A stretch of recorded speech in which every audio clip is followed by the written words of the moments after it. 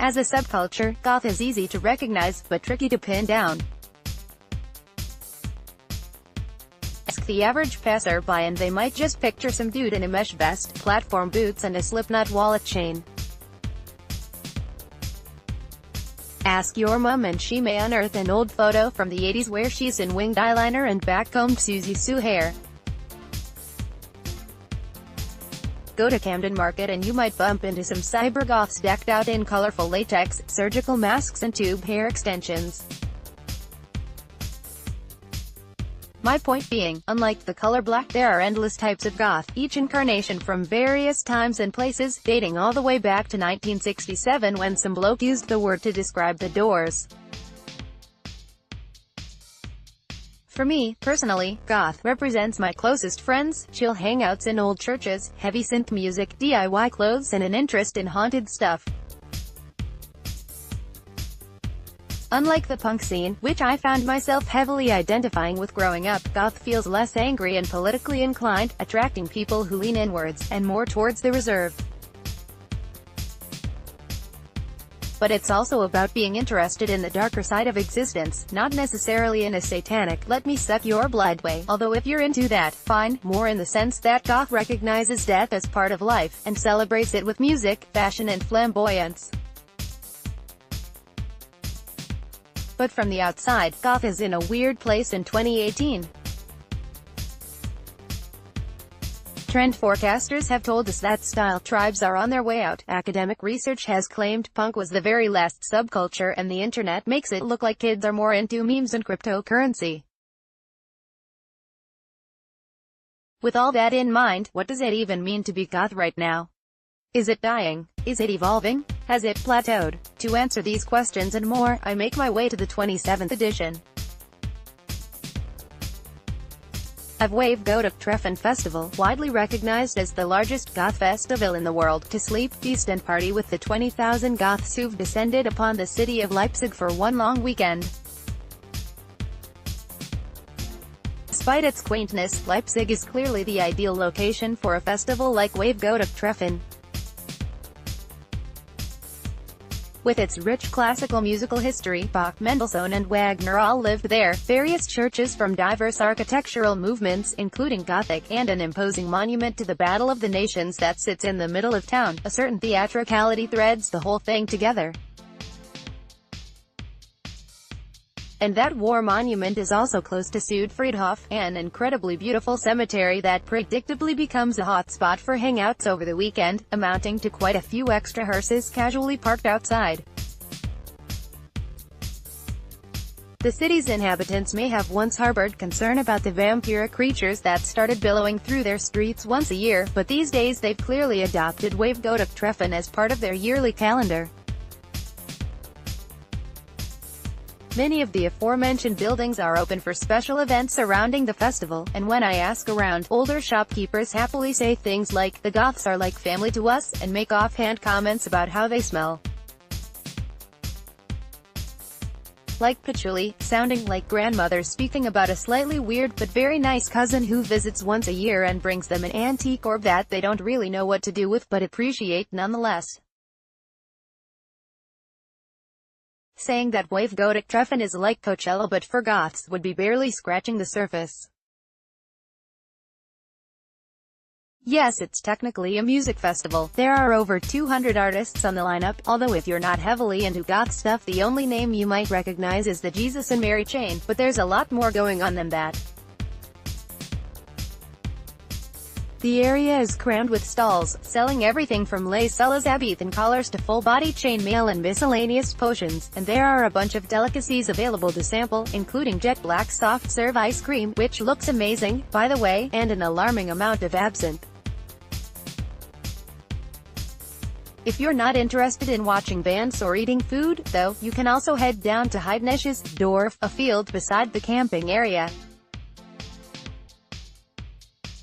Here, visitors are able to watch dramatic retellings of Nordic mythology and soak in a public bath with other goths, which sounds weird as hell so I didn't try it, but I'm sure it's fun for some people. Basically, as I learned during my 3 days here, wave gothic treffen isn't necessarily about live music, and it's not even really about the food or activities either. It's more about a community coming together from different parts of the world, and can be enjoyed even if you sit on the same spot all day, watching life or death go by. So what does goth mean in 2018? If this festival is anything to go by, the subculture has so many factions that what ties it together is more of an essence than something concrete. There's no right way to be a goth, confirms Francisca, 30, who has been coming to the festival for 6 years. You can do what you want, wear what you want, be what you want. It changes over time, but there's no one thing. It's music, it's a lifestyle. It doesn't matter how old you are, you can speak with all generations. It's hard to disagree with him. Goth continues to trundle along without aiming for coolness or trying to stay relevant. In that way, even when clearly defined, tribal subcultures may seem to be dwindling, the elasticity of goth is what keeps it going. Those who identify with goth will gravitate towards it, and the many generations you find at Wave Gothic Treffen each year feel like proof of that. Hunter Ulrich, 57, from Stuttgart is a clear example. He tells me he only dresses up for the festival yearly, and has been visiting for 5 years. I like the flair, the people, the atmosphere, their clothing. Everyone is very kind, he says. I wanted myself to dress like the other goths. I wanted to be Victorian and to go back in time. Ulrich is one of many seasonal goths here. Not all who take part in the festival are lifestyle goths. In fact, lots of them don't get the chance to explore this part of themselves in their daily lives, or say they were attracted to the panache of the event rather than the actual goth scene. Some people I speak to have traveled here with the sole purpose of enjoying the Victorian picnic, a gathering in the beautiful expanse of Clara Zetkin Park, and which is open to the general public. There, Victorian and Elizabethan-style goths, joined by a few other subsections, are able to relax, showcase their DIY costumes and enjoy tea and cakes, all while being constantly photographed by local newspapers. When asked what it feels like to attend the festival, most replies include the words, freedom, community, and home. While here, the thing that strikes me the most was how being a goth evidently has less to do with worshipping Satan, collective misery or eating children, and more to do with the radical idea that you can wear what you want and have fun without looking down on anyone in the process. This festival specifically offers a space where these communities can thrive, and where people who might have been considered weirdos in their respective hometowns are celebrated. If there's one thing all the people I've spoken to have in common, be they steampunk, medieval, trad, Batcave, Victorian, rivetheads or cybergoths, it's that none of them felt they had to alter their authentic selves to belong within goth.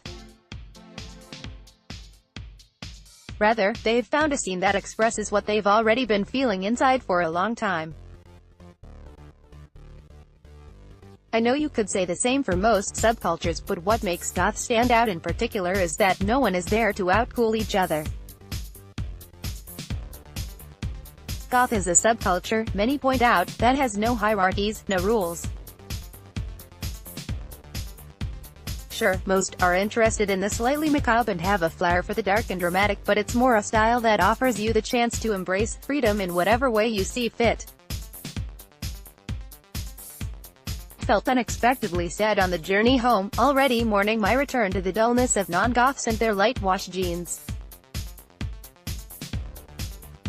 But overall, my perspective of goth after 3 days of full immersion confirmed what I knew deep down already, that goth in 2018 is the same as it's always been.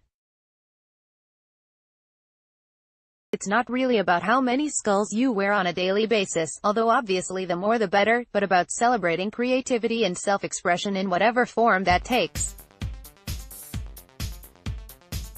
And because of this general openness and elasticity, Goth essentially has the potential to be immortal.